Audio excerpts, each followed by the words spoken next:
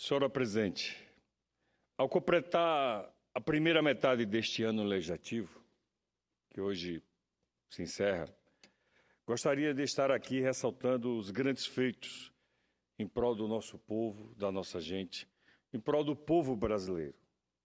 Entretanto, senhor Presidente, não temos muito a comemorar. O país está passando, inegavelmente, por uma séria crise administrativa, econômica, fiscal e, pior do que tudo isso, política, ética e moral. Por isto, não consegue sair das cordas, está sendo pressionado pela crescente insatisfação popular, prestando-se a criar novas fórmulas contábeis e a inventar neologismo que o governo tem feito frequentemente. Mas esse governo tem sido incapaz de lidar, por fim, as mazelas que marcaram as administrações deste governo nos últimos anos. Seja por inércia, seja por incapacidade de gestão, o fato é que o governo está cada vez mais impondo sacrifícios ao povo brasileiro. Isolado, cansado, desacreditado, o governo, infelizmente, está enfraquecido. Inicialmente, porque perdeu o suporte da população, inclusive da boa parte dos que o elegeram. Depois, porque também perdeu a confiança na comunidade internacional, que já não sente segurança para investir e realizar transações comerciais com o país. Senhora Presidente, no que diz respeito à população, não é difícil enumerar as razões pelas quais a decepção tornou-se um sentimento comum. Em primeiro lugar, devemos nos lembrar de que as promessas de um Brasil pujante, um Brasil crescente, firme e de permanente ascensão, transformaram-se em uma economia cambaleante, de crescimento negativo, com desemprego latente e inegável inflação. É fato que o cidadão brasileiro começou a perder o seu poder aquisitivo, começou a perder também o seu emprego, em última análise, até a sua paz de espírito. Nesse sentido, a divulgação diária dos indicadores e as consequentes revisões para baixo das expectativas do país são elementos que só intensificam a insatisfação popular. Segundo o IBGE, senhor presidente, os preços aceleraram acima de 0,79 em junho, o que configura o pior resultado para este mês desde 1996. Por outro lado, o último Boletim Focus, pesquisa do Banco Central, que compila a opinião de vários especialistas, indica que devemos fechar 2015 com a inflação de mais de 9% ao ano e uma retração do Produto Interno Bruto para cima de 1,5%. Dessa maneira, é previsível que mais chefes de famílias deverão perder os seus postos de trabalho. Senhora Presidente, como não se bastasse, a atual gestão buscou responder à crise lançando mão de um arroxo fiscal e do corte de benefícios sociais, historicamente, como a senhora bem sabe, consagrados e, embora haja concordância geral quanto à necessidade de conter gastos, divergimos quanto à metodologia empregada.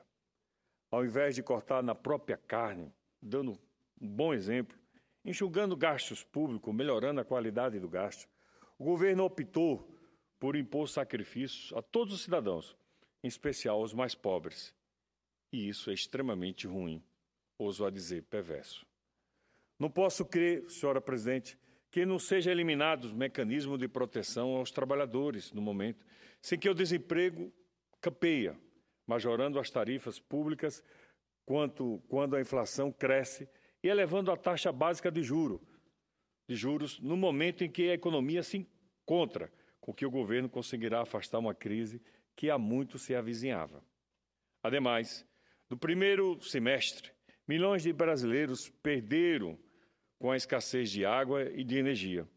Se no primeiro caso ainda se tentou imputar a culpa às mudanças climáticas, no que tange ao risco do apagão, o governo não conseguiu escapar do debate, mesmo porque certamente teve acesso a relatórios, estudos e projeções que investimentos maciços no setor. Todavia, poucas iniciativas foram adotadas e houve a diminuição relativa de oferta. Isso fez com que precisássemos recorrer a matrizes energéticas mais caras e, com toda certeza, poluentes. Logo, deu-se o encarecimento das contas, alimentando a espiral inflacionária e travando a atividade econômica.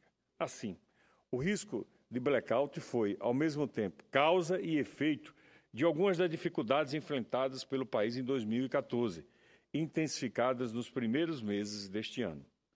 Infelizmente, senhora presidente, nos últimos tempos, fomos apresentados a novas expressões e aos seus constrangedores significados. Explico. Ao descobrir a contabilidade criativas e, abre aspas, pedaladas fiscais, fecha aspas, soubemos que o TCU pôde desaprovar as contas de um presidente da República pela primeira vez na história. Poucos brasileiros sabiam disso.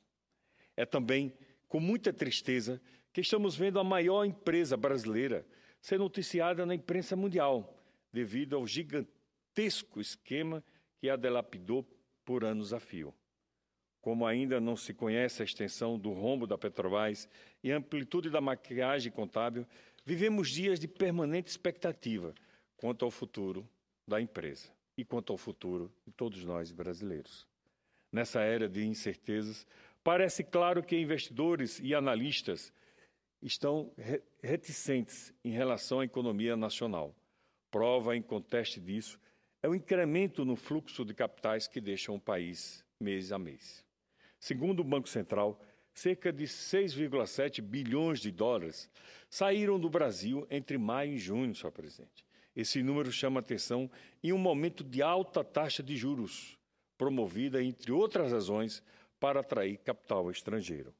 Diante de todas essas constatações, faz-se necessário agora proclamar o futuro da nação.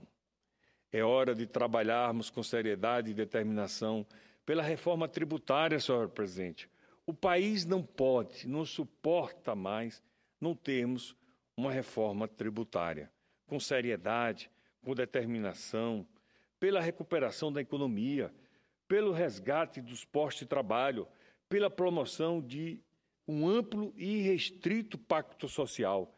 Medidas essas, dentre outras não menos importantes, imprescindíveis no atual contexto da nação, que tem atualmente como grande desafio abrandar o sofrimento, sobretudo dos mais vulneráveis, dos esquecidos, daqueles realmente que muitas vezes deixam de comer, deixam de se vestir adequadamente, mas contribui fortemente com a manutenção do poder estatal através da péssima e através da perversa carga tributária, sem colocar em risco a rigidez de nossas instituições. É certo que os próximos anos serão anos difíceis, extremamente difíceis, para todos nós brasileiros. Precisamos ser cautelosos para não criarmos expectativas inatingíveis. A crise é uma realidade e, ainda que sejam adotadas medidas corretivas e a gestão saneada, somente sentiremos os efeitos no médio prazo e isso pode gerar, com toda certeza, muitas insatisfações. Mas a principal razão para sermos parcimoniosos reside na necessidade de preservarmos alguns símbolos e valores muito importantes. Apesar de tudo, as nossas instituições estão dando provas de vigor e isso é algo que precisa ser comemorado e conservado. Nossa obrigação é buscarmos soluções constitucionais, democráticas, para os nossos problemas. Porém, senhora presidente, pelo fortalecimento da nossa democracia, devemos estar prontos para lutar por aquilo que for melhor para a nação e para o povo brasileiro. Vivemos no melhor lugar do planeta, com toda certeza. Deus, acredito nele, foi e tem sido extremamente generoso com o povo brasileiro. Mas precisamos fazer a nossa parte. Precisamos buscar as melhores escolhas. Precisamos tomar decisões realmente que contemplem e que tragam esperança e que materialize a esperança de toda a nação brasileira. Eu acredito nesse país e na força da nossa gente e na força do nosso povo. Para finalizar, senhora presidente, gostaria de citar Aristóteles, quando disse que, abre aspas, a esperança é um sonho feito de dispares, fecha aspas. Eu tenho a esperança e a fé em um Brasil muito melhor, em um Sergipe muito melhor, o meu estado, que também passa por uma crise e um desemprego realmente enorme. Em um mundo melhor, onde todos possam viver dignamente em paz e em harmonia. Mas também tenho uma consciência, senhora presidente, de que esse país melhor, esse Sergipe melhor, depende da atitude de cada um de nós. É de mãos dadas, com a coerência mantida, com os princípios e os valores mantidos, e sonhando com um país melhor, que construiremos com toda certeza dias melhores para todos os brasileiros.